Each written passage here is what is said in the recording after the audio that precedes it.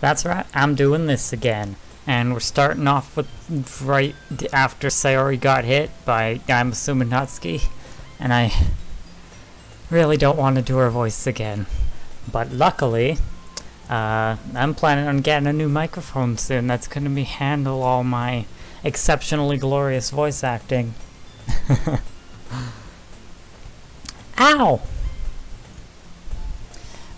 What was... a cookie? Sure enough, it's a giant cookie wrapped in plastic. Sayori glances around. Is this a miracle? It's because I paid my restitution. Retribution. Actually, that one almost worked. Oh boy.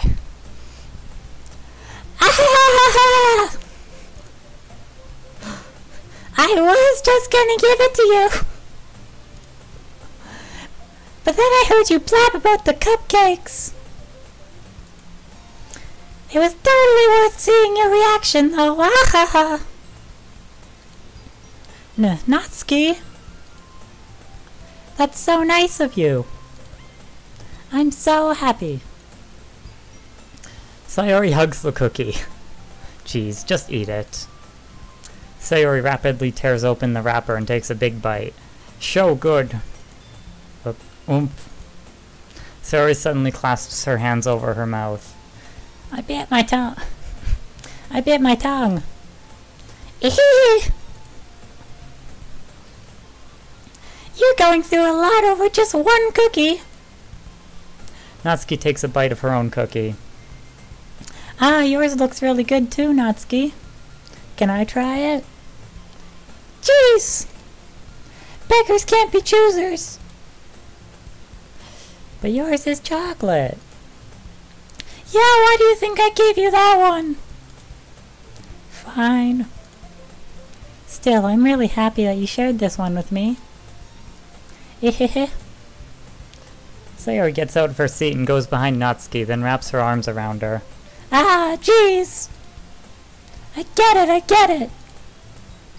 Cookie still in hand, Natsuki reaches up to nudge Sayori off her. Sayori suddenly leans down and takes a bite out of Natsuki's cookie. Hey! That wasn't quite it, but whatever. Did you seriously just do that? Oh ho ho ho. Mouth full, Sayori trots away to safety. Yuri and I laugh as well. Jeez, you're such a kid sometimes! Monica, can you tell Sayori, eh? Natsuki glances around.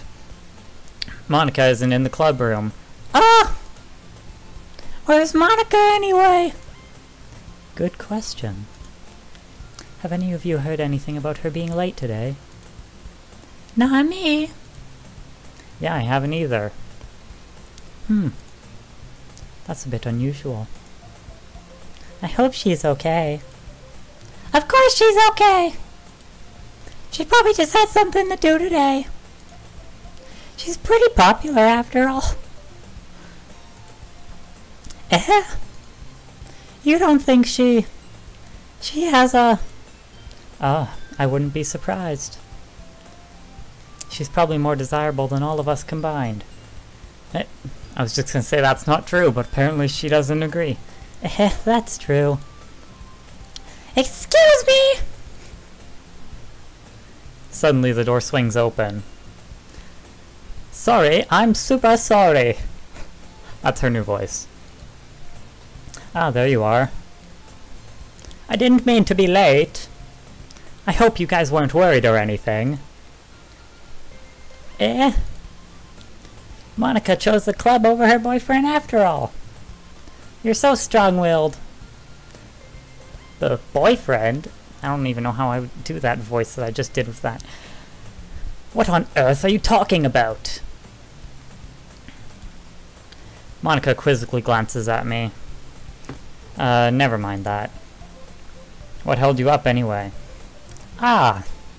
Well, my last period today was study hall. To be honest, I kinda just lost track of time. Ahaha. That makes no sense, though. You would have heard the bell ring at least. I must not have heard it since I was practicing piano. Piano? I wasn't aware you played music as well, Monica. I don't really. I kinda just started recently. I've always wanted to learn piano. That's so cool. No, that's so cool. You should play something for us, Monica. That's, Monica looks at me. Maybe once I get a little bit better, I will. Yay! Yay! That sounds cool. I'd also look forward to it. Is that so? In that case, I won't let you down, Borealis. Monica smiles sweetly as she swishes by and makes everyone else disappear into oblivion. I didn't mean any pressure or anything like that. Ah, don't worry. I've been practicing a whole lot recently, and I really love the chance to share once I'm ready. I see. In that case, best of luck. Thanks. So I didn't miss anything, did I? No, not really. I chose to leave out Sayori's mischievous escapade. I'm sure Natsuki will end up complaining to her anyway. Looks like everyone has already settled down. Sayori somehow already finished her entire cookie. Yuri is back to her book, and Natsuki disappeared into the closet. Hey, Yuri. I suddenly noticed that Yuri is reading a different book from the one we've been reading together. Sorry, I didn't mean to interrupt. No. I was kinda just waiting for you. If that's the case, why don't we go ahead and get started? Yes, let's. Actually, I have a request. Do you mind if I make some tea first? Not at all. Thanks very much. If there's one thing that can make my reading time here any better, it's a nice cup of tea. Not to mention for yourself as well. Yuri stands up and makes her way to the closet. I follow and watch as she retrieves a small water pitcher from the shelf, the kind with a filter inside. Can you hold this for a second? Sure. Yuri hands me the water pitcher and also fetches an electric kettle. I'm going to plug this in at the teacher's desk, and then we'll go get some water. She walks past me and sets the kettle down on the teacher's desk. I simply watch her movements. To my surprise, the way she moves really contrasts her speaking mannerisms, especially because of her long legs. Yuri appears elegant and methodical. Okay, may I have the water pitcher? Thanks, I'll be right back. I might as well walk with you. Yeah, why not? Shall we go then? Yeah. Where are you two off to? Wait. Yuri was going to make some tea, so I suddenly realized how weird it sounds to explain this to Monica. How does it sound weird to explain where you're going? We're just filling the water pitcher. Okay. Sorry, I was just a bit curious. Wait, now I remember what I was doing. That's kind of a one-person job, isn't it? Monica, please mind your own business for once. Or do you want to tell me there's something wrong with helping involve Borealis in club activities? My mouth gapes. Let's flop you with my hair. I suppose there's nothing wrong with that. Then let's go, Borealis. Yuri quickly exits the room and I follow. Once in the hallway, she suddenly puts her forehead against the wall, and all this talk of tea has made me want to make tea, so I'm gonna go do that real quickly.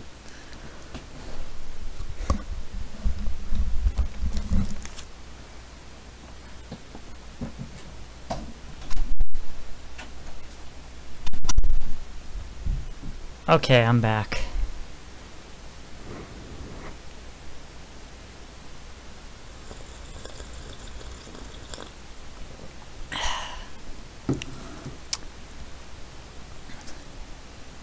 Once in the hallway, she suddenly puts her forehead against the wall.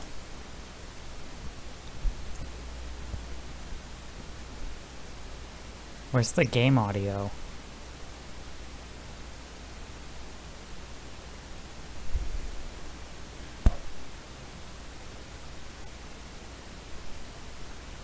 What the hell?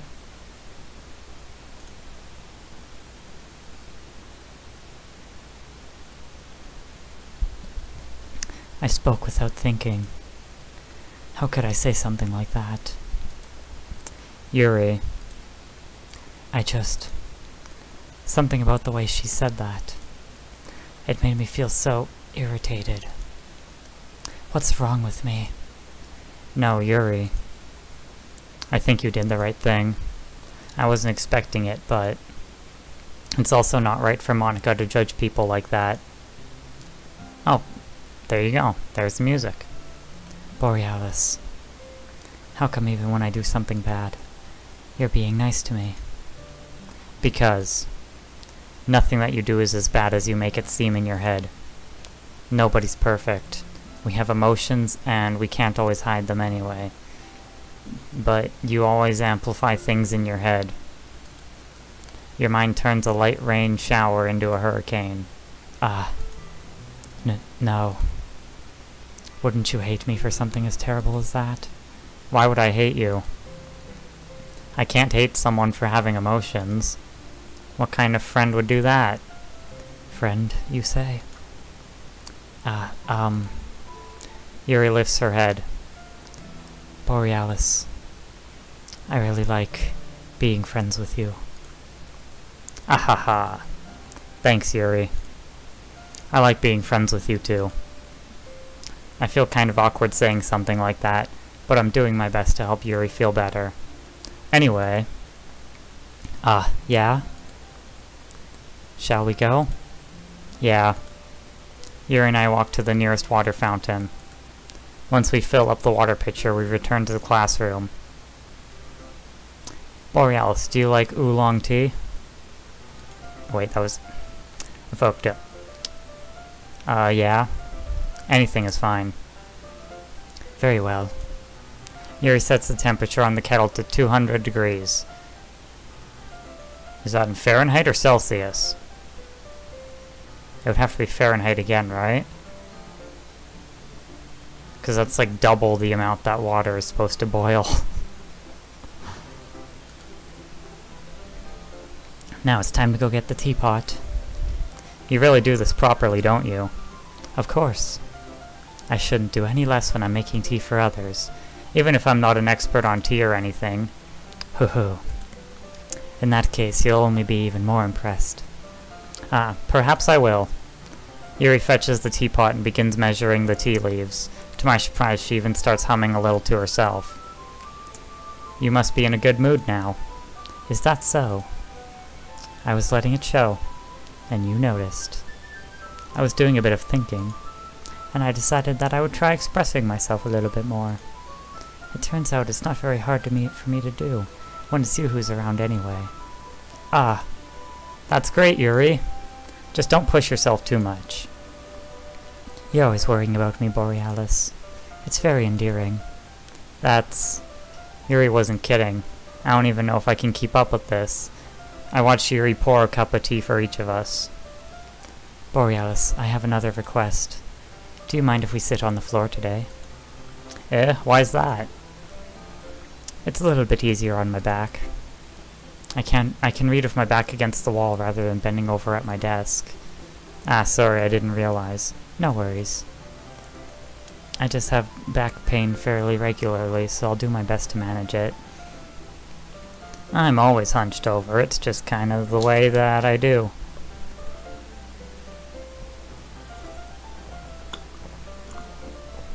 Oh, that's still kind of hot. Ow. Is that so? I wonder why that is. It's most likely because your posture, right? Well, I mean, that's the reason for mine. Always hunched over like that while reading. Yes. I have terrible reading posture. So that's why we should sit on the floor. Fair enough. I'll go ahead and get the book. I retrieve the book from my bag. I have some chocolate as well. It's a bag of small chocolate candies that I kept hidden from Sayori's candy radar. I take it since it'll go well with the tea. Yuri and I then sit against the wall, teacups at our sides. As if in sync, we assume the same reading position as last time, each holding one half of the book. Except this time, our bodies are even closer to each other. I can't see too well. Yuri slides closer until our shoulders are touching. How am I supposed to focus on reading like this? Yuri was always kinda cute, but when she's being less apprehensive, it's almost more than I can handle. Your teacup. Yuri hands me my teacup. Holding it with my hands, holding it with my hand that's not holding the book, I end up in a position that makes it even harder to focus. Because now I need to worry about making sure I don't accidentally touch her chest. Jesus.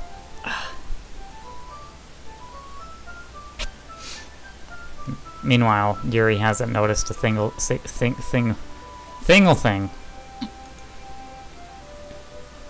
She wears her intense reading expression, and I can only presume the world around her has faded away. I use all of my willpower to focus on reading. It really shouldn't be that hard. After a few minutes, I finally manage to relax a little. I put the teacup between my legs and fumble with the chocolate wrapper. Sorry. I briefly let go of the book to finish opening the wrapper. Jesus. The tea warmed my nose and now it's giving me a fucking run.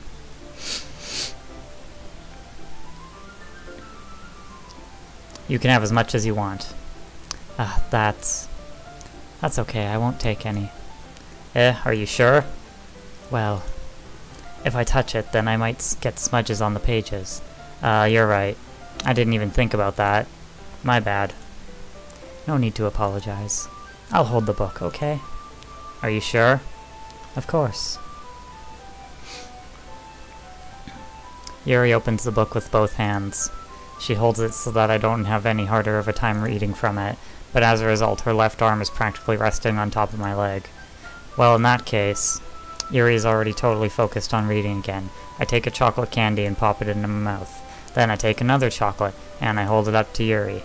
She doesn't even look away from the book. She simply parts her lips as if the situation was completely natural. But that means I can't stop here. I had to apprehensively place the chocolate in her mouth.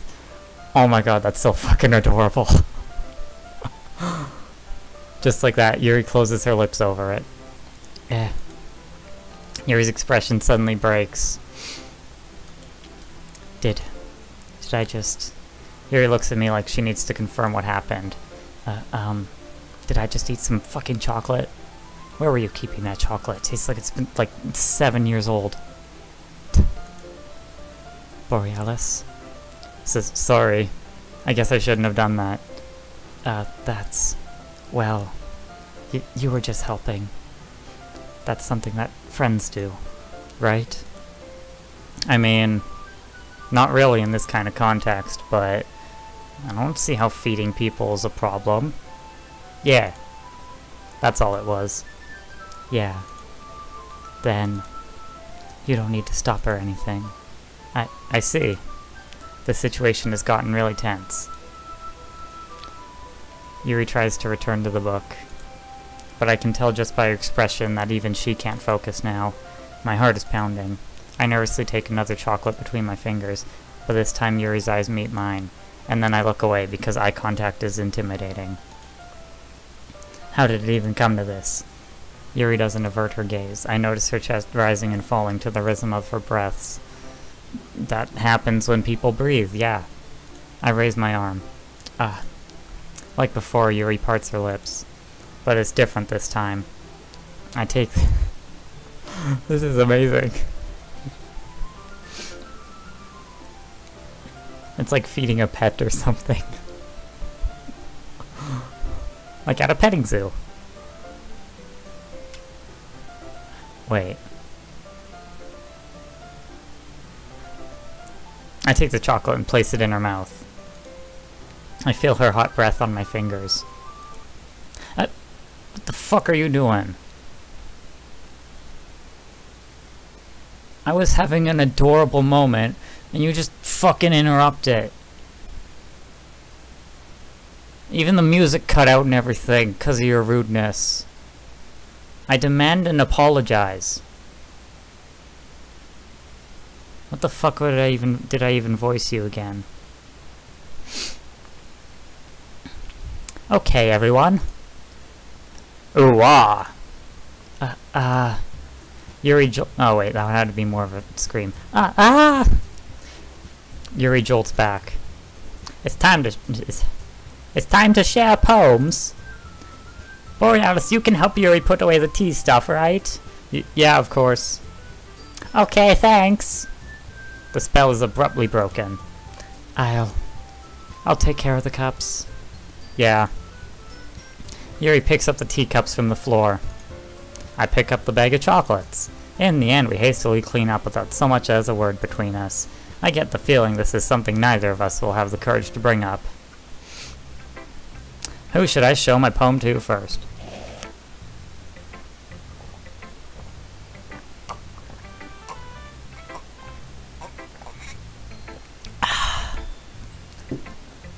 Oh man, being able to chug that is so good. Who should I show my poem to first? Let's just go in order again. I have another, like, 10 minutes.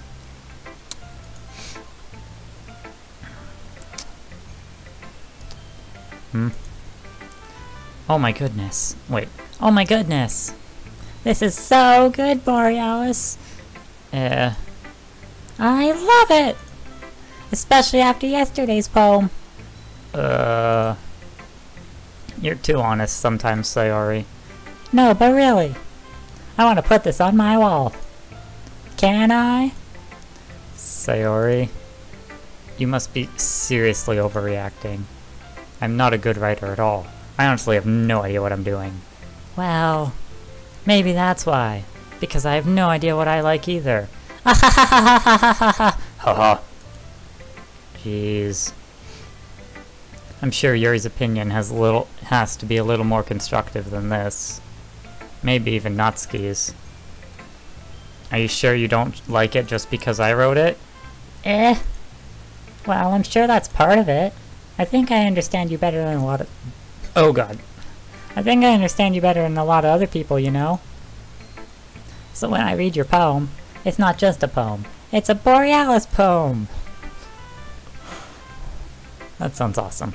And that makes it feel extra special. Like I can feel your feelings in it. That would be kind of impossible. I don't even feel my own feelings. Sayori hugs the sheet against her chest. You're so weird, Sayori.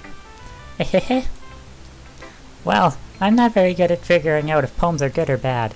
But that's why I just go by my heart. If it makes me feel things, then it must be a good poem. I'm not sure that's exactly... I'm not sure that's exactly how it works. Then again, I guess conveying feeling is a pretty important part of the whole thing. Yeah, maybe. Honestly, I don't even know what kind of writing you like in the first place. Yeah. Me neither. Why don't you at least try giving it some thought?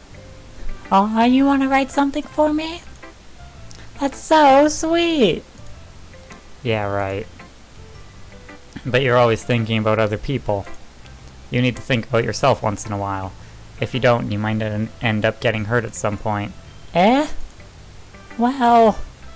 I don't really know what you mean, but I'll try to keep that in mind. Well, whatever. Anyway, let's see. I guess I like happy poems. From what I've experienced, no you don't. Or you're just a thiever, pumpkin steel thiever. What? Wait, sometimes I like sad poems too. Sometimes a little bit of both. There's a word for that, right? What's the word I'm looking for? Bittersweet. Yeah. I like things that are happy and things that are sad. Happy and sad. I can't see you liking something sad, Sayori. Well, I like happy the most. But sometimes, when you have a little rain cloud in your head, that seems kind of painful. I mean, like, seriously, you'd be getting water all over your brain, and I feel like it would just kind of, like, create a lot of pressure, and... A sad poem can help give the rain cloud a little... I'm gonna fucking gag. And make a nice happy rainbow. Sorry, that's unexpectedly too sappy for me. Literally draining my energy. I'm gonna die. It is? Maybe I'm better at expressing my feelings after all. Thanks, Borealis. I should go write that down then. You can read my poem now, okay? Jesus, another scroll reel on a poem? Bottles! I pop off my scalp like the lid of a cookie jar. It's the secret place where I keep all my dreams. Little balls of sunshine all rubbing together like a bundle of kittens. I reach inside with my thumb and forefinger to pluck one out. It's warm and tingly, but there's no time to waste. I put it in a bottle to keep it safe. And I put the bottle on the shelf with all the other bottles. Happy thoughts, happy thoughts, happy thoughts, happy thoughts, happy thoughts, happy thoughts, happy thoughts, happy thoughts. In bottles, all in a row. My collection makes me lots of friends. Each bottle is starlight to make amends. Sometimes my friend feels a certain way. Down comes a bottle to save the day. Night after night, more dreams. Friend after friend, more bottles. Deeper and deeper my fingers go, like exploring a dark cave, discovering the secrets hiding in nooks and crannies. Digging and digging, scraping and scraping. I blow dust off my bottle caps. It doesn't feel like time elapsed. My empty shelf could use some more. My friends look through my locked front door. Finally, all done, I open up and in come my friends. In they come in such a hurry. Do they want my bottles that much? I frantically pull them from the shelf one after the other, holding them out to each and every friend, each and every bottle. But every time I let one go, it shatters against the tile between my feet. Happy thoughts, happy thoughts, happy thoughts, happy thoughts, happy thoughts, happy thoughts, happy thoughts, happy thoughts. All in shards all over the floor. They were supposed to be for my friends who aren't smiling. They're all shouting, pleading something. But all I hear is echo, echo, echo, echo, echo, echo, echo, echo, waka, waka, waka, waka, waka, waka, waka, waka, waka, inside my head. I've got Pac-Man in there. He's eating all my brain pellets. Holy crap. That was a long-ass poem. It even had a scroll wheel. Sayori, did you really write this? Of course I did. Didn't I tell you yesterday I was going to write the best poem ever? Yeah, but... I mean, I didn't expect something like this coming from you. Monica taught me a whole lot. And I've been really in touch with my feelings recently. I see that. It's almost kind of creepy. Creepy? Well, not exactly. Maybe because I'm so used to you being cheerful. Well, never mind.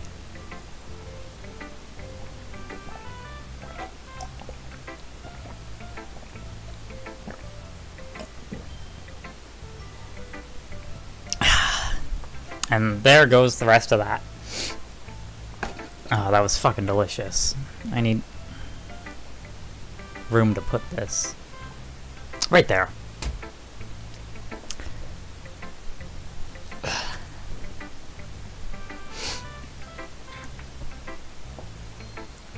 Well, never mind. I'm thinking too hard about it. The point is, it came out good, so you should be proud of it. Aw, thanks. I feel like I was meant to express myself this way. It even helps me understand my own feelings a little bit better. Writing is like magic. You've gotten pretty passionate about this, huh? I hope you keep it up. Yeah! Writing's the best. I'm gonna keep writing until I die. Might not be that long. Don't get ahead of yourself. Sayori's always had a habit of getting obsessed with something before dropping it no more than a week later. I wonder if this is one of those times. But seeing the passion in her eyes makes it hard for me to be pessimistic. No, it doesn't. I'm always... Oh boy. I'm just gonna move this away from my face so that I don't break it, hopefully. And let's do this. Well, I can admit that it's better than the last one. It's nice to see that you're putting in some effort. That's good. But I still don't like this at all.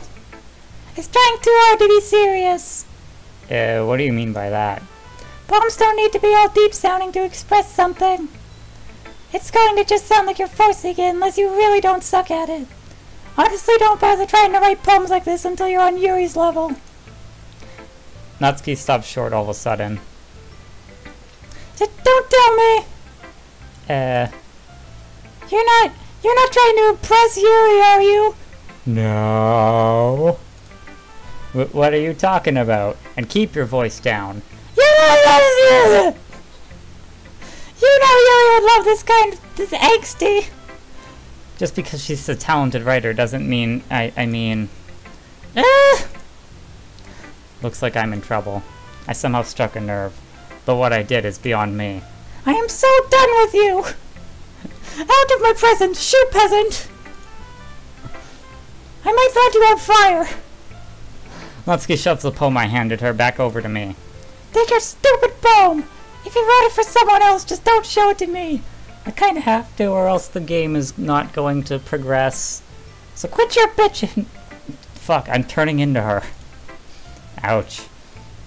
This is what I get for letting a younger girl step into my business. Unless I was a mind reader, I was destined to be in a world of pain from the start. At least Natsuki wasn't really the girl I was trying to impress in the first place. It was Yuri. Who should I show my poem next? The best one! Let's see what you've written for today. Yuri stares at the poem with a surprised expression on her face. Do you like it? Borealis. This one might be even better than yesterday's. How did you even pick up on this so quickly? Just yesterday I was telling you the kind of techniques worth practicing. Maybe that's why. You did a good job explaining. I really wanted to try giving it more imagery. Yuri visibly swallows. I'm swallowing. Even her hands appear sweaty. I'm not used to this. Used to what? I don't know. It's fine, take your time. Yuri breathes and collects her thoughts. I know that Yuri likes to think before she speaks, so I offer that patience to her. Yeah. Just being appreciated like this, I guess. It probably sounds really stupid, but seeing someone motivated by my writing, it just makes me really happy. Are you saying you've never shared your writing before? Yuri nods. Really? I don't believe it. I really only write for myself. And besides, people would just laugh at me. Do you really think that? Again, Yuri nods. Huh. Even your close friends? Yuri doesn't respond to that. I wonder why. Anyway, do you want to share the poem you wrote today? Yeah. I do. If it's with you. Another scroll wheel on a poem. The raccoon. It happened in the dead of night while I was slicing bread for a guilty snack. My attention was caught by the scuttering of a raccoon outside my window. That was, I believe, the first time I noticed my strange tendencies as an unordinary human. I gave the raccoon a piece of bread, my subconscious well aware of the consequences, well aware that a raccoon that is fed will always come back for more. The enticing beauty of my cutting knife was the symptom, the bread, my hungry curiosity, the raccoon, an urge. The moon increments its phase and reflects that much more light off my cutting knife. The very same light that glistens in the eyes of my raccoon friend. I slice the bread, fresh and soft. The raccoon becomes excited. Or perhaps I'm merely projecting my emotions onto the newly satisfied animal. The raccoon is taken to following me. You could say that we've gotten quite used to each other. The raccoon becomes hungry and we need more and more frequently, so my bread is always handy. Every time I brandish my cutting knife, the raccoon shows me its excitement. A rush of blood, classic Pavlovian conditioning. I slice the bread, and I feed myself again. Am I supposed to be the raccoon in that? I was a little more daring with this one than yesterday's. I can see that. It's a lot more metaphorical. I don't know if it's my fault, but I can't begin to imagine what this poem is about. That's right. It's a bit closer to my preferred writing style, using the poem as a canvas to express vivid imagery and conveying emotions through them. Yeah, if I take it at face value, then I can't even figure out what this is supposed to mean. It's about feeding a raccoon. Well, I think it's something that different people can relate to in their own way. I wanted to express the way it feels for me to indulge in my more unusual hobbies. It's those sorts of things I'm usually forced to keep to myself, so I sometimes enjoy writing about them. Why do you keep them to yourself? Because they're embarrassing, and people would make fun of me. Don't you have anything like that, Borealis? Well, yeah, I guess I do. I just start listing them off. I feel like everyone has a little something like that.